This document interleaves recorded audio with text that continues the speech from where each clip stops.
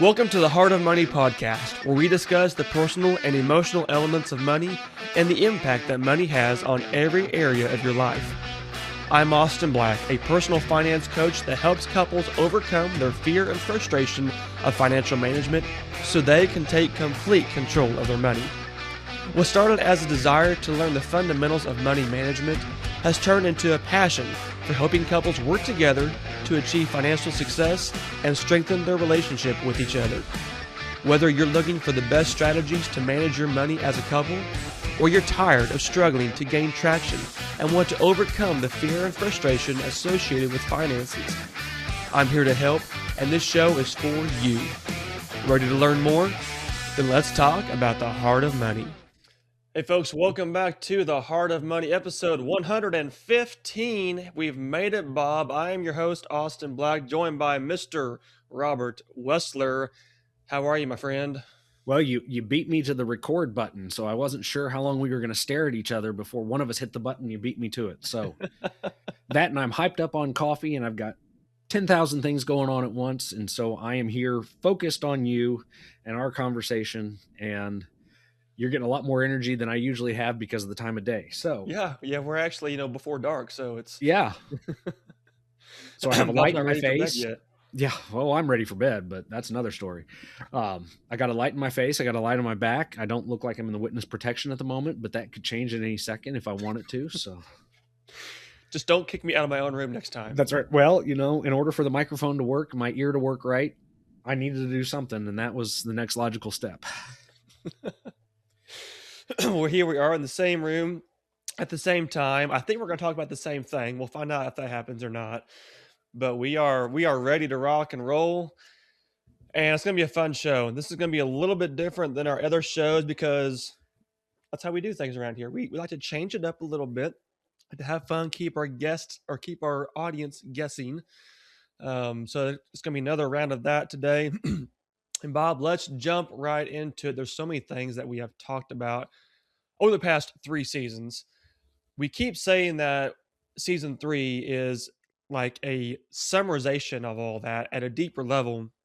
But I feel like this episode is one that is going to completely encapsulate what couples need to avoid, do, look for, take action on. You'll find out why at the end. But it's an episode that we are going to highlight the biggest challenge, the biggest opportunity, the biggest lie, and the biggest decision that you get to make this year. So I'm excited for that. What are your thoughts about today? My thought is that you've got a lot going on in a short amount of time, so let's get to it. Let's do it. So, Bob, we talked from the very beginning that money is emotionally driven. It is not mathematics all the time. It is not right, wrong, black and white. It's an emotional aspect of our life. Why is that, do you think? Because it's not what it looks like on paper. It's what you actually do with your money that counts. The math is the easy part. Yes. Unless you're like doing really complex algebraic equations. Mm-hmm. I'd rather not find my ex. X. About that in the budget. Yes. It's just simple addition and subtraction. You can't multiply. You can't divide. It is pretty much black and white, more or less. It depends on the color pen you use and if you're using Excel. But, For those of you who are a little nervous about, you're probably going to use the red pen. For those of us who are very confident, we're going to use permanent marker. I'll just use pencil. A red pencil. With a really good eraser on it. That's right. Well, the reality that most couples don't realize is they are not alone in their money struggles. We often feel like we are the only couple with this problem whenever it comes to money. Whether we have really good financial management or really poor financial management, we feel like we're the only one that experiences that. And truth is, it's extremely common on both sides of the equation. But when it comes down to the financial struggle into things, there's really only 2 camps that people who struggle with money fall into. It's either they are going to not agree upon money and therefore fight about it, or they're going to stay silent. Hmm. And honestly, most couples, I feel like they just try to avoid that entire conversation. They don't even want to go down that road because they know they will fight about it if they do. And because they don't want to fight about it, they just stay silent. So it is like, hey, we're just going to not touch this thing. But that's not the right answer, is it? Well, and it's not. And the whole idea of going to the staying silent piece is you got into the fight enough times that somebody stayed silent when they realized that this creates another fight. And then you have one person either always staying silent or switching sides of who's quiet, or you just don't do anything and say, oh, well, yeah, we're not going to do it at all. Yeah. Or what's that? Indecisiveness is a decision to not do anything. Correct. So if you get mad at your spouse for not taking action and yet you don't come to a conclusion yourself, you're kind of in the same boat a little bit. We have to be decisive about what is hard, even sometimes. Yeah. And it, as we've talked about many times, it takes both, and you got to get to the same page. And Hmm. that is emotional. It's not black and white, and it's not something that's done on paper, i.e., math. So, Exactly. Well, so the other truth that kind of goes along with those two camps is we break down why some couples fight and why some couples just stay silent and don't talk about it. When you fight, you are going to lead to division within your marriage. You're going to lead to strong disagreement, strong conflict, strong opposing sides more times than not, because that is why you continue to fight. So it's going to create this division between you and your spouse. And so most people would lean towards the we're going to stay quiet about this, we're not going to talk about it. And I would argue that that actually leads to a stronger negative outcome, yeah. because all silence does is delay the conversation and it brings decay in your financial relationship with your spouse. It kind of just eats at you and you never want to deal with it. You never want to deal with it. You never do anything about it. And all of a sudden, it is an issue that you and your spouse don't know how to take care of. Yeah. That's where the huge problem comes from. Yeah. And usually the case is it's an issue for one person and the other person wants to duck it. And at some point, the not having the conversation festers over for the person that is trying to resolve it. I think the person that, and in most cases, it's usually the guy. In most cases, the guy could go the rest of his life and never have the Mhm. conversation. But as we've talked about before, it's the peace aspect for uh, the wife in the relationship to Mhm. have security and knowing where that money's going, where the money's coming from, and that Mhm. they're actually being able to secure their future. Absolutely. And one thing that we often forget about, even whenever we're in the midst of that situation, I don't know of any couple who has not had some conversation around money that has been difficult, challenging, negative, conflicting. Even the couples that have the absolute best financial management, there are going to be times when they don't agree 100% and they have some discussion around money. Well, what seems to lead couples stronger to one side or the other, if they're going to fight about it or if they're not going to talk about it, when you fight, you both have very strong viewpoints, very strong disagreements. You know you are right and you want to be known to be right and you want to, we'll say, get your way because you feel like this is the best way, the only way.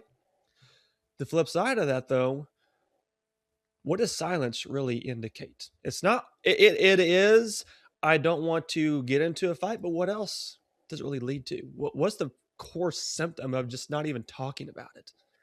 I would say that part of it is you don't want to deal with it. You're wrong, or it's produced enough fights in the past that you're not going to get into it again. Mhm. And that all comes from a lack of understanding of what the real issue is. If we don't know what the real problem is here, it is safer to not talk about it. Mhm. It is safer to not go down that path, to not try to seek resolve because we don't even know what the symptom is. We just know Oh, that this isn't working. We can't agree. We can't find unity in this. So why even try?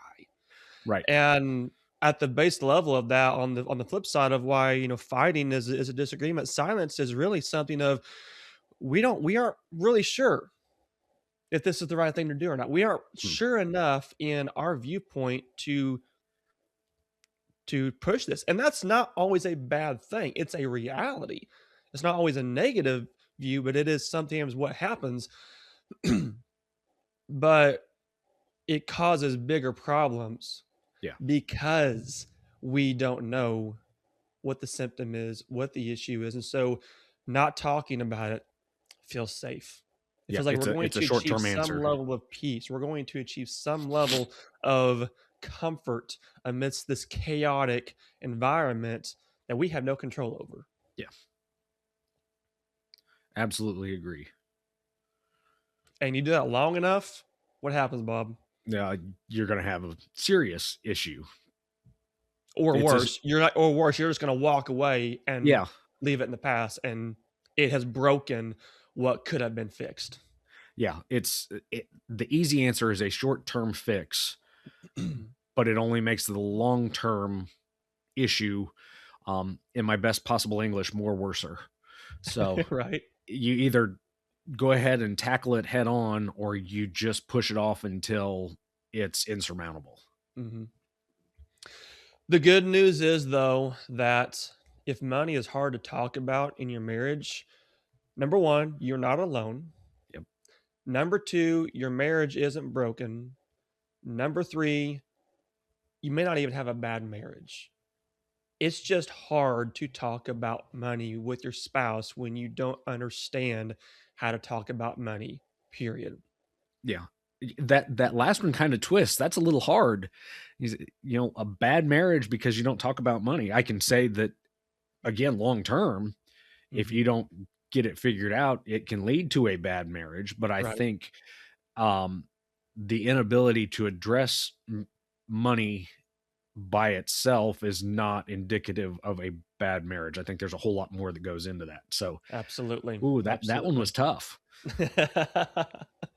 It is not the universal answer. Yeah.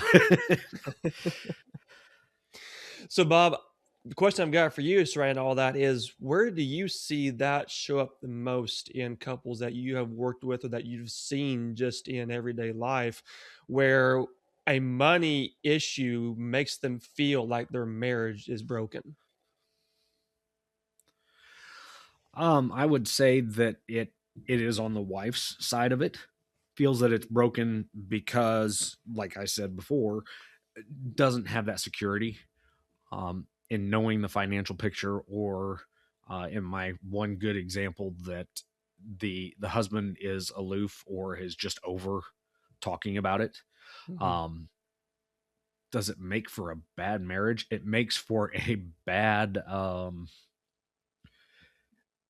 it makes for a bad situation, Mhm. but I don't think that their marriage overall in this incident, I don't think their marriage was bad. I think it was just an issue that they weren't willing to tackle together. And she was trying to bring him to the table, and he was very reluctant to do so. So Yeah. I think that's in most cases, um, and as we've talked about many times before, it's on the security side for most females, Mhm. where guys tend to be like, either I've got it or I don't, and if I don't, well, I'm going to keep working until I've got it, Mhm. and then I'm not going to worry about it, and then it happens cyclically. Exactly. Yeah. And so the real cause of those disagreements and those challenging environments and feeling like your marriage is bad or it's broken because you have a hard time talking about money, have a hard time making financial decisions. It's not that your spouse is dumb. It's not that you are stupid. It's not that you guys are not compatible. It's really based around a fear. Mhm. It's based around an uncertainty that you have in yourself. And so you're relying upon your spouse to bring that security into you. And when that doesn't always happen, then we start to have this. protection mechanism pop up in us of, oh, okay, maybe I am wrong and I don't want to deal with that. So I'm afraid of being judged. I'm afraid of being wrong. I'm afraid of making the wrong decision. I'm afraid of this having a larger impact on us that I'm not really prepared for. Mhm. And I think most of the time it is over specific categories Hmm. and giving and taking across the whole budget, or you have a very dire need or necessity that has come up that money's got to come from somewhere and it hasn't been prepared for. Hmm. And in most cases, it's a, I knew this would happen. And ironically, in most cases, as people are getting their finances together, something undoubtedly happens multiple Hmm. times as they're working through it. So um, I think there are multiple fears, and I think it's both personally on what somebody's feeling they have to give up, or almost I want to use the word relinquish, um, just from the standpoint of an all or nothing idea that if I Hmm. don't get what I want, I don't get anything, and so I'm going to Yes. fight for it. Um, so you've got the personal aspect, you've got the couple aspect, that there's the idea that as a couple we're failing, or like you said, it's a bad marriage. Um, and then a third aspect is just all encompassing to that of we're not getting anywhere, or this isn't going Hmm. to get any better. Hmm. So all those aspects bring out the fears and the push pull that in many cases it is give and take to an all or nothing, and it's not a win-win, but it's a winner take all Yeah. type standpoint. I think that happens so many times when we're going to stereotype the spousal roles in this podcast a little bit. Yeah. But when the husband is reluctant to make a decision because he does not feel like he has enough information to be confident, and the wife is looking for that confidence. And From the so husband. she's she's looking for that confidence in her husband, yes. Yeah. He is afraid of being found out to not being the husband that she's looking for. Hmm. She is afraid to not be safe with the husband that she trusts. You put that dynamic together and sparks fly, flames engulf, difficult conversations happen. The sad thing about it, though, is you both want the same thing. Yeah. And yet here we are fighting about the decision because we both have a fear within ourselves of wanting something that we don't have and being worried about it not being real. And I think to that point, most couples don't start at that level. Hmm. Um, I think there's a lot of coaxing that gets to that point, or a specific life incident that gets a couple to where at least they're on the same page. They want the same thing, but they're looking at it from different ways and still not coming to an agreement. And in most cases, you have one person really chomping at the bit to figure this out, and the other person that wants nothing to do with it. Hmm. And again, those are extremes, but I'm going to say that's not far off from reality either, and how far somebody wants to be in polar opposites Yeah. in these Well, discussions. and how many, because as we have talked about previously in this show, we both have strong beliefs that unless it's just not, unless the personality is because it's not capable of doing this, most times the man is or the man is the one who kind of takes that lead and is in charge of the finances and brings that leadership to the table. And so whenever the spouse or the wife is seeking that and doesn't see it, she doesn't want to overstep those bounds and take over that role, but she wants to see the commitment and the leadership of her husband to do that. And if the man does not feel confident enough in being able to do that, he's trying to figure it out.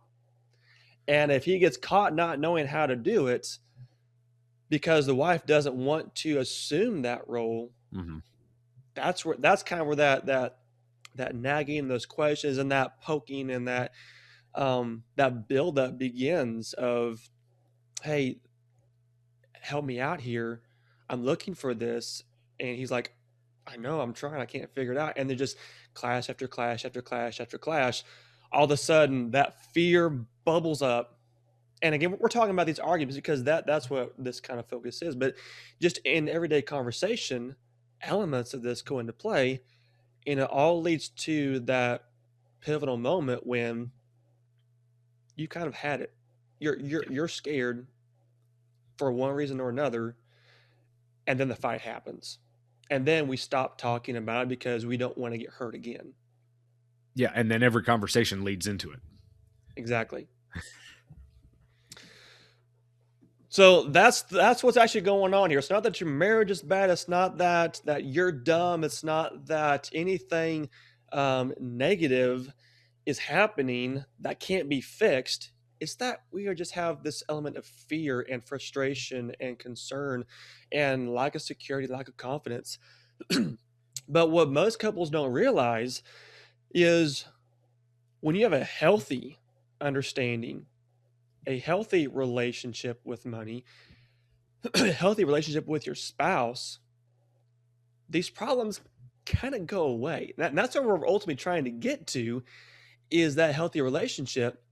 But whenever you look at money from a negative point of view, it causes that fear and that frustration. Whenever you look at it from a positive view, it brings freedom and control and safety and security. That's what you build your wealth with. It's all those positive things that you get to do with money. And it's understanding those components. And going back to what we said at the very beginning, money problems are typically not math problems. Mhm. They're not. I mean, yes, 2 plus 2 still has to equal 4. It can't equal 3. There still has to be the income there for the expenses. The money problem still has to equate, but it's typically not a math problem of why you're struggling with your finances, is it?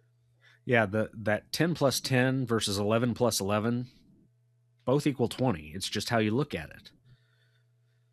That's your Say that bad joke again. for the day. 10 plus 10 is 20. 11 plus 11 is 22. So, But I'm if your math is bad, everything else will be bad. Uh-huh. I think getting on the same page is getting over the hump, is Mhm. starting the process, is doing something, you're not going to get over your fear. Mhm. You will over time, but if you are stuck on the I don't know aspect of it, Mhm. or and basically I would say the I don't know, or the fear is coming from I don't know how to proceed. Mhm. So if you have two people that have been trying, or two people that just don't know what this looks like, and it's two people times how many different couples do you know that go through this? Mhm. 99.999%, whatever it is. And the common denominator, though, to kind of interject here a little bit, is because it's not a math problem, it's tied to us. Yeah. It is a personal journey, a personal challenge, something that we are evolving into and learning and developing. And so our issues as a couple and individual, it very seldom has to do with how much money is in the bank account. Yeah, it's getting started on what you're facing and Mhm. what you need to do to tackle it, which I think is a big part of why we're here, taking somebody else into the equation to say, how do we do this? Mhm. How do we get started? Here's where we are. It's not where we want to be. And Mhm. as we've talked about before, if you don't know where you want to go, you don't need to do anything, because you have no idea. It doesn't matter where you go. You're not going to get there, or you're going to Exactly. get everywhere. Um, but you have to have a starting plan, and you have to take the first step. Mhm.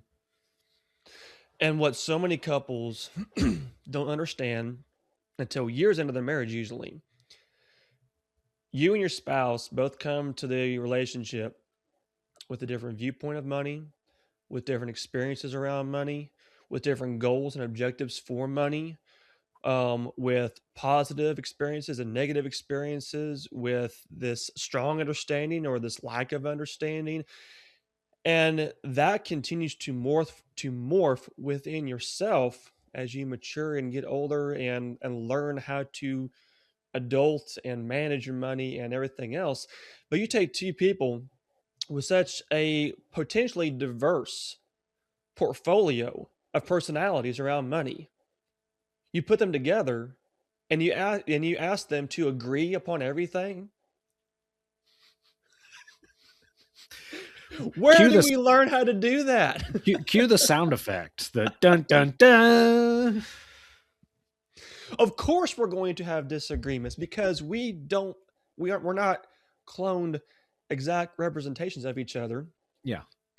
We have past injuries from money. We have past regrets from money. We have past challenges and struggles that we're still trying to, in some effort, heal from. Not that it's a major life changing experience, but you and I both, Bob, we have simple things that we want to avoid in the future that have impacted our viewpoint of money. Every single person does. Yeah. And even if you have two people that come from similar backgrounds, there's still going to be things that Hmm. they don't 100% hit on. And it takes time and it takes uh, some fortitude to tackle it, to address it beyond just saying, yeah, we're not going to deal with it. Absolutely. So that's the reality that American married couples are dealing with is a background, a history, good, bad, or otherwise, that you as a person, you as a husband, you as a wife, are trying to learn from, improve, overcome, build upon, add to, create your future from your past. And then you are in a relationship with someone who may have a very similar or very different scenario, experience, life, everything else. And now you have to find what is your unified Yeah. environment, future, situation, scenario. And it takes a long time and a lot of work and a tremendous amount of growth and um, teamwork Yeah. to accomplish that.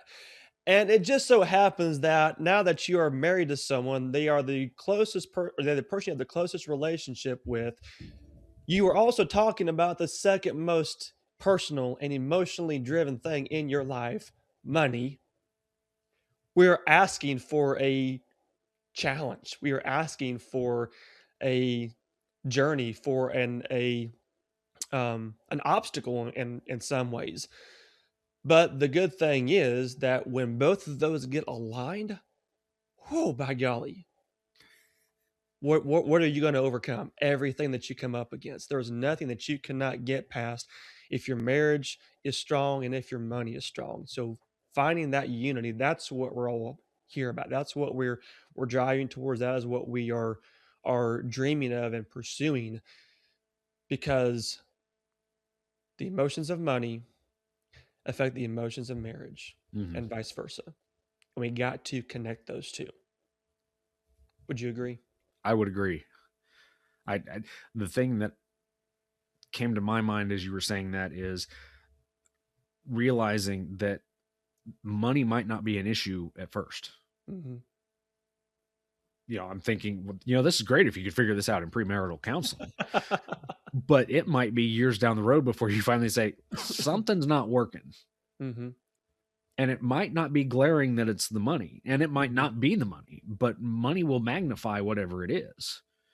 So just the idea of the sooner you tackle this, the sooner Hmm. you get this part figured out, the easier everything else should be. Yes, Doesn't mean it will be, but like you said, you become a stronger team by handling this together and your communication gets better.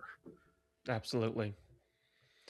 And so there's three kind of, I'm not going to call them lies, but they are misconceptions that couples have that keeps them from really um, taking action and with confidence. It kind of keeps them stuck, keeps them stagnant, keeps them from making movement when moving is actually really easy to start. Mm-hmm. Number one, couples need to understand that having their goals aligned comes before agreeing about the decisions they're going to make with their money. Mm-hmm. If you are not aligned with where you want to go, you're never going to be able to agree on how to get there. The second fallacy or misunderstanding, you have to understand yourself before you can understand your spouse or relate to them or perceive things the same way. And too many times we expect our spouse to think the same way that we do, to believe the same that we do, to believe the same way that we do, to talk and think and act the same the way that we do before we even know how we truly feel about it. Yeah, and some of these things you've never examined before until you start having these conversations. Mm-hmm. And and sometimes it's through a fight that you go, did I really mean that? Did is that really how I think about it? Mm-hmm. And I think part of that is being emotionally mature enough to say, I might not have handled that the best way, or something about that really irked me, and what was it? And you start to realize things about yourself if you're willing to take the time to actually explore it Yes. versus just putting up the facade of saying, macho man or whatever, that this is the way it's going to be. Mm-hmm. So I think a lot of that, through those arguments slash discussions slash don't throw another plate or pie pan, um, that you figure out where each of you is coming from, which is part of the alignment piece, Mm-hmm. is getting on the same page and then realizing really not only what your goals are, but what your drive is, or what is driving your opinions or your needs. Yeah, absolutely. So those are two of those main perceptions. The last one, and we've already talked about it some, but the misconception that most couples have, we expect that we know everything, and the truth is that most couples were never taught how to talk about money safely and how to do it without being fearful of the conversation, without having the shame, without having this regrets of, oh man, I got to unload all this, and what are they going to think about me, and is this the right thing? That is a natural feeling to have with money because we don't know everything. And until you understand that you probably have not been taught how to handle that, well, then all of a sudden, there's not really this burden. There's not this expectation of, ooh, okay, what if I'm right and they're wrong? Well, you probably both are right and wrong. It's probably a combined thing. So you have to be aligned on your goals. You have to understand yourself first. And then you have to allow the expectation that you got to learn how to do this the right way. Mm-hmm. You're not going to get it right out of the gate. And once we understand those three things, then we can start taking change with confidence. We can start enacting a new system. We can start opening up the door for what needs to happen positively in our life, in our relationship, understanding of money to make that success become a reality. Mm-hmm. So, Bob, what are the two things that most couples need to create that change and get started? um I am going off of my thought, and that is, one, they got to get on the same page, um and they just need to have the conversation. Mm-hmm.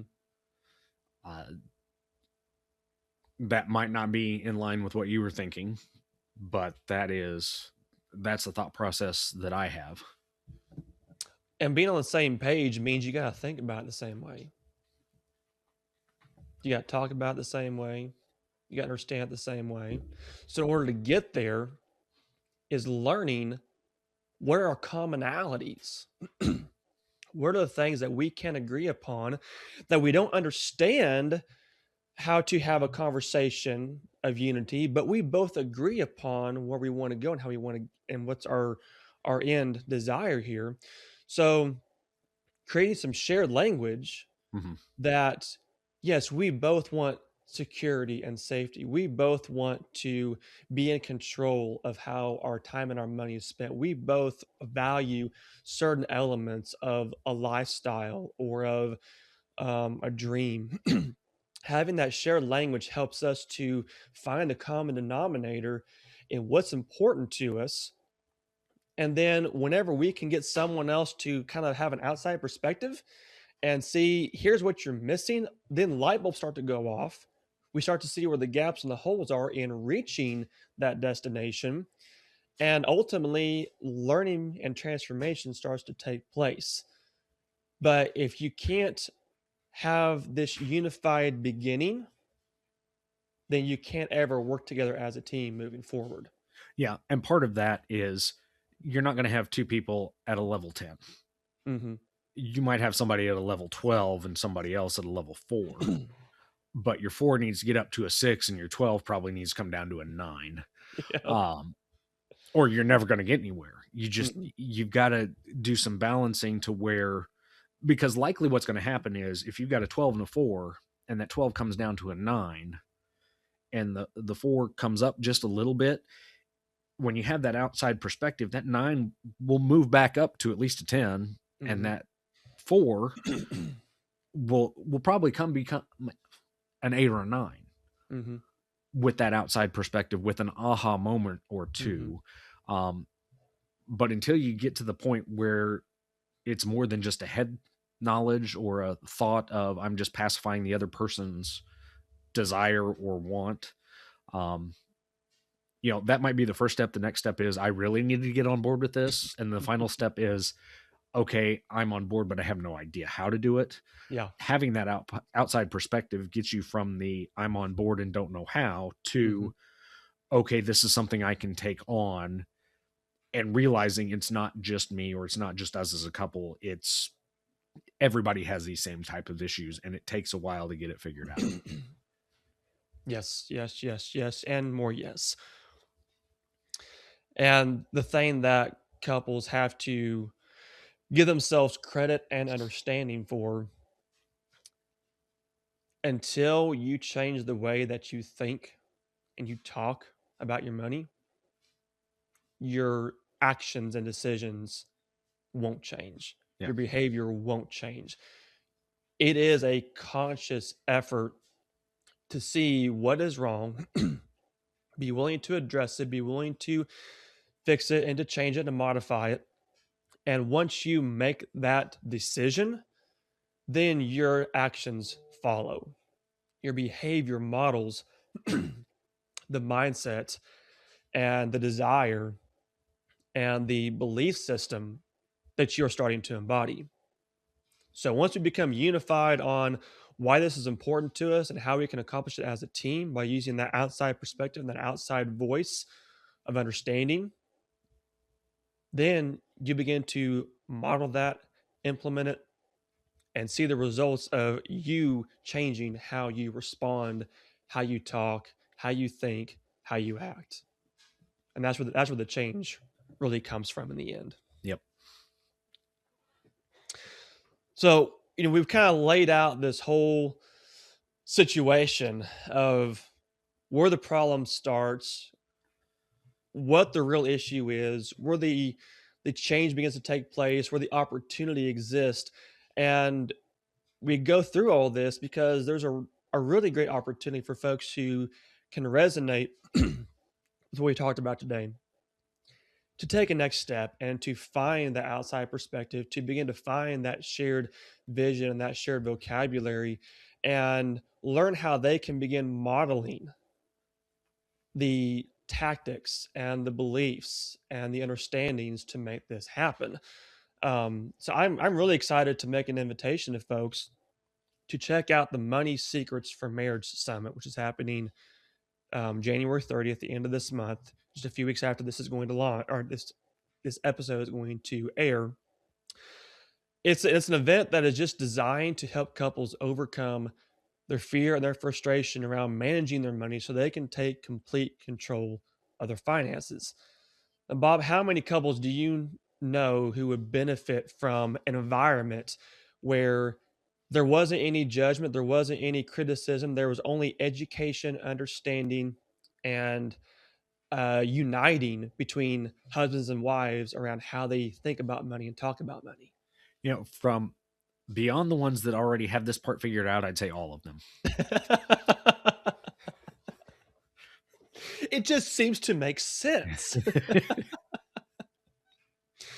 Well, we said earlier on, right, that money and marriage, they are the two most intimate areas of your life. And we don't always understand it or admit it or realize it, but they do have a direct correlation with Yeah. each other. If your marriage is off, your money has issues. If your money is hard, it's probably because your marriage needs some work. They intermingle so much. They feed off of each other so much. They support each other more than we realize and understand. And so they can either deteriorate each other or they can magnify each other. Mhm. But the challenge is that most couples don't have a comprehensive understanding of how to improve their marriage and their money management on their own. Yep. One of them has an idea of how they were taught, the other has an idea of how they were taught, or neither one of them were taught, or both of them are wrong, Hmm. or, whatever mix and match of ideologies you have. It really, I'm going to be biased, but I'm going to say that anybody that has an outside perspective on it, that whether it's a coach or whether it's another couple that has been through a situation or has experienced this and gotten on the same page, has gotten their finances together, have become Hmm. successful with their money, you have to have an outside perspective because this really isn't taught Hmm. at the couple level anywhere. And we're finally getting to a point where schools are teaching finance at the high school level, but up to this point, it's not even considered. So really it is uncharted territory for most people. They think they Hmm. have an idea. They might be right, they might be wrong, but then you throw somebody else in the mix and you're going to have issues. And as we've talked about, so having an opportunity like this summit to where you get an outside perspective to get some foundational points to move you in a direction that says we can do this. We're Hmm. not the first to struggle with this, and we're not the only ones that do struggle with this. Um, it's an opportunity to move forward in your marriage and your relationship with each other, um, and with your finances that can overall be very positive in a short amount of time. Yes, very much so. Positive Well, the outlook good and news is this event is completely free to attend. All you got to do is sign up with your email to get access to it. You're going to hear from more than 10 world renowned speakers in marriage and money management. These folks have coached hundreds of couples and leaders and people just like our listeners, just like our audience. They are passionate about teaching and educating and creating what I call a safe space. And I don't mean that in the liberal sense of, not getting on it. I mean that from the standpoint of this is a space where you can come and be honest and authentic and genuine in who you are, where you come from, and receive nothing but support and encouragement and motivation to do better. So there'll be a link in the show notes to sign up for the summit. Again, it's free. It's happening Friday, January 30th. It's an all day event, virtual, on Zoom. So no excuses to not show up with your spouse. But the most important thing is what the summit is really designed for. It's designed to help couples identify what to talk about and how to get started. So, everything we talked about today that is challenging, that is difficult, those conversations, those situations, those personalities that we just are trying to understand how to navigate as a couple, how to overcome as a husband and a wife, as two individual people who are now unified in marriage. That's what this summit is about. It's not about fixing your finances in one day, so don't get all amped up and excited about, okay, we're going to change everything. No, you're going to get the starting point, the foundation of how you change your approach to money as a team and as a couple.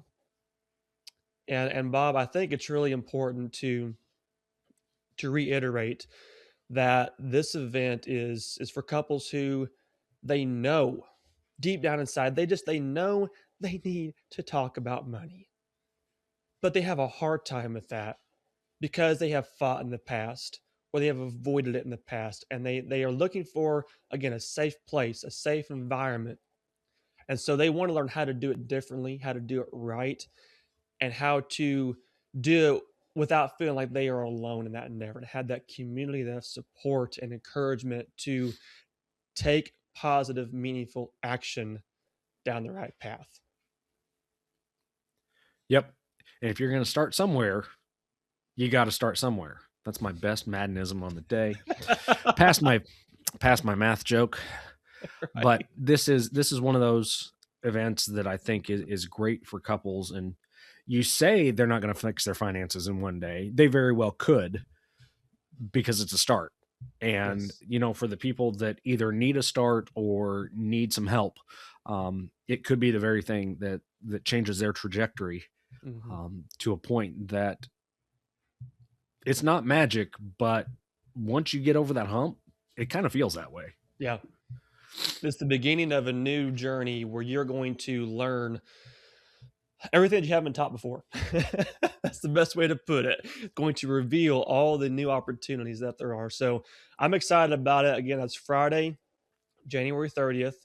You can get more information to sign up at freedommoneycoach.com/summit. That link will be in the show notes. Bob, this has been a fun conversation as we get to invite people to this opportunity to showcase what is possible whenever you begin utilizing the right strategies in your marriage, and how getting right with your money and getting right with your marriage means getting it right in life. Wow, that was poetic. I like that. That was nice. And on that note, folks, thanks for tuning in, and we will talk to you next time on The Heart of Money.